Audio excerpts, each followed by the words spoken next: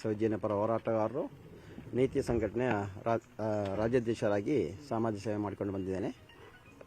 ನಾನು 8/4/2025 SIT-ವರೆಗೆ ಅಂದರೆ ಬೆಳ್ತಂಗಾಡಿ SIT-ವರೆಗೆ ಒಂದು ದೂರು ನೀಡಿದೆ. 13ರಿಂದ 15 ವರ್ಷದ ಒಂದು ಹೆಣ್ಣುಮಗಳನ್ನು ಊತಾಗಿರೋದು ನೋಡಿದ್ದೇನೆ ಅಂತೇಳಿ. ಅದರ ತನಿಖೆ ಕಾನೂನು ಪ್ರಕಾರವಾಗಿ ಎಲ್ಲವನ್ನು ಮಾಡ್ತಾ ಇದ್ದಾರೆ. ಅದರ ಮಧ್ಯೆಯಲ್ಲಿ ನಾನು ಮೊನ್ನೆ ಒಂದು ಲೆಟ್ರ್ ಕೊಟ್ಟೆ, ಇನ್ನೂ ತನಿಖೆ ನಡೆಸಿದೆ. ಸತ್ಯಾಸತ್ಯ ಘಟನೆ ಇದ್ದರೆ ಮಾತ್ರ ಒಂದು ತನಿಖೆ ಮುಂದಕ್ಕೆ ಹೋಗಿ, ಇಲ್ಲದಿದ್ದರೆ ನನ್ನ ವಿರುದ್ಧ ಕಾನೂನು ರೀತಿಯಲ್ಲಿ ಕ್ರಮ ಕೈಗೊಳ್ಳಿ ಅಂತಲೂ ಹೇಳಿದೆ. ತನಿಖೆ ಮಾಡ್ತಾ ಇದ್ದಾರೆ. ಅಂದರೆ ಅದೊಂದು ಅಧಿಕಾರಿ ಊತಾಕಿದ ವಿಷಯ ಆದ್ದಕ್ಕೆ ಕಾನೂನು ಪ್ರಕಾರವಾಗಿ ಇವರೇನಾದರೂ ಪ್ರಕರಣ ದಾಖಲು ಮಾಡಿದಾರಾ ಇಲ್ಲವಾ, ಇಲ್ಲ ಮರಣೋತ್ತರ ಪರೀಕ್ಷೆ ಮಾಡಿ ನಂತರ ಊತಾಕಿರೋದಾ ಅಂತ ಎಲ್ಲ ಎಂಕ್ವೈರಿ ಮಾಡ್ತಾ ಇದ್ದಾರೆ. ಏನೇ ಊತಾಕಿರೋ ಯಾವುದೇ ರೀತಿ ಮಾಡಿದರೂ ಅದು ಅರಣ್ಯದಲ್ಲಿ ಮಾಡಿರೋದು, ಅದು ಕಾನೂನು ವಿರುದ್ಧವಾಗಿ ಇರುತ್ತೆ, ತಪ್ಪೇ ಆಗಿರುತ್ತೆ. ಆದರೆ ನಮ್ಮ ಪ್ರಕಾರವಾಗಿ ಅದು ಊತಾಕಿರೋದು ಯಾವುದೇ ಕಾನೂನು ಪ್ರಕಾರ ಮಾಡಿಲ್ಲ ಅಂದಿಂದ ಇನ್ನಿ ತನಕ ನಾನು ಹೇಳ್ತಾ ಇದ್ದೀನಿ. ಮತ್ತು ನಾನು ಅದನ್ನು ಒಂದು ವಿಚಾರಣೆ ಮಾಡಿದೆ, ಅದರ ಕೆಲಸ ನಡೀತಾ ಇದೆ, ಅದು ಒಳ್ಳೆ ರೀತಿಯಲ್ಲಿ ನಡೀತೆ. ಮತ್ತು ಇವಾಗ ನಿನ್ನೆಯಿಂದ ಮಾಧ್ಯಮದಲ್ಲಿ ಒಂದಿಷ್ಟು ಮಾಧ್ಯಮವರು ಇಲ್ಲ ಸಲ್ಲದ ಮಾಹಿತಿಯನ್ನು ಹಂಚ್ತಾ ಇದ್ದಾರೆ. ನಾನು ಎಲ್ಲ ಮಾಧ್ಯಮ ದಯವಿಟ್ಟು ಕೇಳ್ತಾ ಇರೋದು, ನಮ್ಮ ಹೋರಾಟ ಯಾವುದೇ ದೇವಸ್ಥಾನ ವಿರುದ್ಧ ಅಲ್ಲ, ಯಾವುದೇ ವ್ಯಕ್ತಿ ವಿರುದ್ಧ ಅಲ್ಲ, ನ್ಯಾಯಕ್ಕೋಸ್ಕರ ಹೆಣ್ಣು ಮಕ್ಕಳನ್ನು ಅತ್ಯಾಚಾರ ಮಾಡಿ ಕೊಲೆ ಮಾಡಿದ ಅಂಥ ಕಟುಕರ ವಿರುದ್ಧ ನಾವು ಹೋರಾಟ ಮಾಡ್ತಾ ಇರೋದು. ಅದು ದಾರಿ ತಪ್ಪಿಸಬೇಡಿ. ಎಲ್ಲರ ಮನೆಯಲ್ಲಿ ಹೆಣ್ಣು ಮಕ್ಕಳಿದ್ದಾರೆ. ಆ ಹೆಣ್ಣು ಮಕ್ಕಳಿಗೆ, ತನ್ನ ಮನೆಯ ಹೆಣ್ಣು ಮಕ್ಕಳಿಗೆ ಆ ನೋವಾದರೆ ಮಾತ್ರ ಆ ನೋವನ್ನು ಈ ಹೋರಾಟ ಏನಂತ ಅರ್ಥ ಮಾಡ್ಕೊಳ್ಬೋದು. ತಾವೀಗ ಕೇಳ್ಬೋದು, ಒಂದು ಅಲ್ಲ ನಿಮ್ಮ ಮನೆ ಹೆಣ್ಣು ಮಕ್ಕಳಿಗೆ ಆಗಿದೆ ಅಂತ, ಅದು ಹೇಳ್ತೀನಿ. ಹೌದು, ಒಂದು ಪದ್ಮಲತಾ ಹೌದು. ಮತ್ತು ಈ ಒಂದು ಆಗಿರುವಂಥ ಘಟನೆ ಅಲ್ಲ, ಹೆಣ್ಣು ಮಕ್ಕಳಂದರೆ ಅದು ನಮಗೆ ಅಕ್ಕ ತಂಗಿಯರ ಥರನೇ, ಆ ಥರ ನೋಡುವವರಿಗೆ ಅದೇ. ಆ ನೋವಿಂದ ನಾನು ಈ ಹೋರಾಟಕ್ಕೆ ಕೈ ಜೋಡಿಸಿರೋದು. ಅದು ಅಲ್ಲದೆ ನಿಮಗೆ ಇನ್ನೂ ಗೊತ್ತಿದೆಯಾ ಗೊತ್ತಿಲ್ಲ ಅಂತ ಗೊತ್ತಿಲ್ಲ ನನಗೆ. ತುಂಬ ಜನಕ್ಕೆ ಗೊತ್ತಿರೋದು ಆ ಧರ್ಮಸ್ಥಳ ಗ್ರಾಮದ ವಠಾರದಲ್ಲಿ ಏನೆಲ್ಲ ಆಗಿದೆ, ಏನೆಲ್ಲ ನಡೆದಿದೆ ಅಂತ. ಇವಾಗ ನಾನು ಹೇಳ್ತಾ ಇರುವಾಗ ಹೇಳ್ಬೋದು, ನೀನೇ ಅತ್ಯಾಚಾರ ಮಾಡಿದ್ವಿ ಅಂತ ಕೇಳ್ಬೋದು. ನಾನು ಹಿಂದಿನ ತನಕ ಅಂಥ ಅತ್ಯಾಚಾರಕ್ಕಾಗಿ, ಕೊಲೆಗಾಗಿ ನಾನು ಕೈ ಹಾಕಿಲ್ಲ ಯಾರಿಗೂ. ಅಲ್ಲಿ ಮುಂದೆ ನನಗೆ ಹೇಳಿರೋದು, ಸರ್ ನಾವು ಹೇಳ್ತೀವಿ ಆದರೆ ನನಗೆ ಇಲ್ಲಿ ಇರಲಿಕ್ಕೆ ಆಗಲ್ಲ, ನನ್ನ ಕೊಲೆ ಮಾಡ್ತಾರಂತ. ಹೆಣ್ಣು ಮಕ್ಕಳನ್ನು ಅತ್ಯಾಚಾರ ಮಾಡಿ ಎಲ್ಲಿ ಆ ಒಂದು ಖಾಸಗಿ ಅಂಗಕ್ಕೆ ಚಾಕು ಚುಚ್ಚಿ ಹಾಕಿರೋ ಘಟನೆ ಇದೆ. ಬಟ್ಟೆಯನ್ನು ತುಂಬಿಸ್ತಾ ಇರೋದು, ಮಣ್ಣು ತುಂಬಿಸ್ತಾ ಇರೋದು, ಈ ಘಟನೆ ನಡೀತಾ ಇರೋದು. ಮತ್ತೆ ಇನ್ನೊಂದು ಕೇಳಿದ್ರೆ ಮೊನ್ನೆ, ಏನಕ್ಕೆ ನಿಮಗೆ ಇಷ್ಟು ಜೋರಾಗಿ ಮಾತಾಡ್ತಾ ಇದ್ದೀರಿ, BP ಇದೆಯಾ ಅಂತ. BP ಅಲ್ಲ ಸ್ವಾಮಿ, ಆ ನೋವು, ಒಂದು ಹೆಣ್ಣು ಮಗಳಿಗೆ ಆಗೋ ನೋವನ್ನು ತನ್ನಕ್ಕೆ ತಾನೇ ಅರ್ಥ ಮಾಡಿಕೊಂಡ್ರೆ ಪ್ರತಿಯೊಬ್ಬರು ಸರಿ ಆಗ್ತಾರೆ, ಇಲ್ಲ ಸರಿಯಾಗಲ್ಲ. ಈ ಹಿಂದೆನೇ ನಾನು ಇವಾಗ ಇಲ್ಲಿರುವಂಥ ಯಾರೇ ಒಬ್ಬರು ಪತ್ರಕರ್ತರನ್ನು ನಾನು ದೂರದಲ್ಲ, ತಾವು ತಮ್ಮ ನಿಷ್ಠೆಯಿಂದ ಕೆಲಸ ಮಾಡ್ತಾ ಇದ್ದೀರಿ. ಆದರೆ ಈ ಮೇಲೆ ಕೂತವರು ಸ್ವಲ್ಪ ಆಲೋಚನೆ ಮಾಡಬೇಕು. ಅವ್ರನ್ನ ಕಳಿಸ್ತಾ ಇದ್ದಾರೆ, ಅವರೇ ಕೇಳೋ ಪ್ರಶ್ನೆಗೆ ನಮಗೆ ಉತ್ತರ ಕೊಡೋಂಗೂ ಇರಬೇಕಂತ ಹೇಳ್ತಾ ಇದ್ರು. ತುಂಬ ಬೇಡ ಬೈದ್ದಾರೆ, ಅದು ಇವನಕ್ಕೆ ಬೈದೆ, ನನಗೆ ಬೇಜಾರಿಲ್ಲ ಅದರಲ್ಲಿ. ನಾನು ಇಂದಿನ ತನಕ ಸತ್ಯ ನಿಷ್ಠೆಯಿಂದ ಹೋರಾಟ ಮಾಡ್ತಾ ಇದ್ದೇನೆ.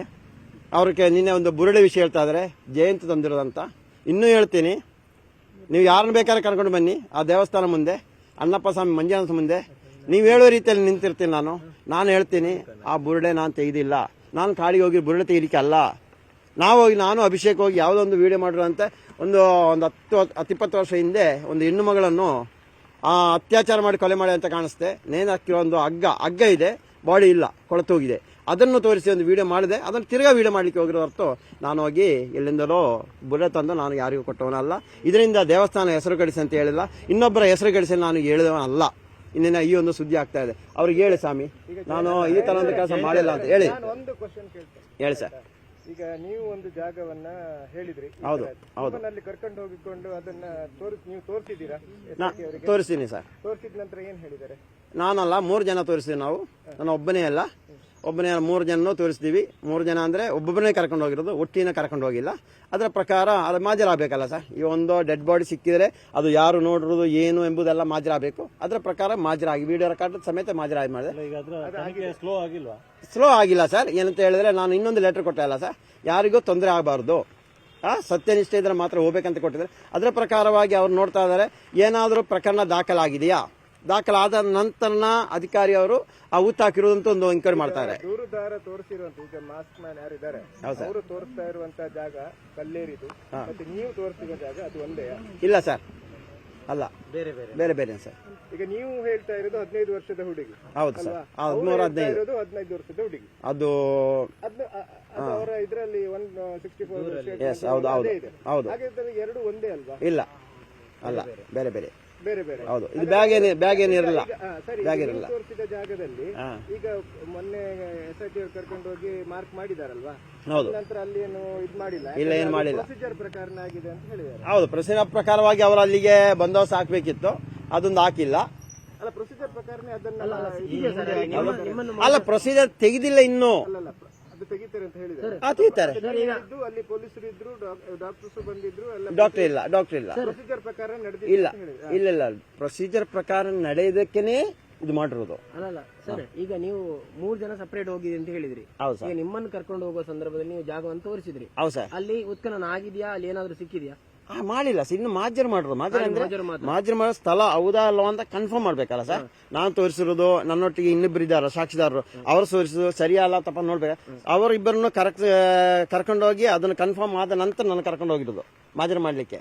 ಆ ನಂತರ ಮಾಜರ್ ಮಾಡಿದ್ದಾರೆ. ಅಂದ್ರೆ ಅವರು ಯಾರು ಬಂದಿದ್ದಾರೆ, ಅವರು ಈ ಹಿಂದೆ ಆ ಜಾಗಕ್ಕೆ ಹೋಗಿ ಅದನ್ನು ಹೂತಿರುವಂತದ್ದು ಯಾರೋ ಯಾರು? ಇಲ್ಲ, ಅದು ನೋಡಿದ ಸಾಕ್ಷಿ.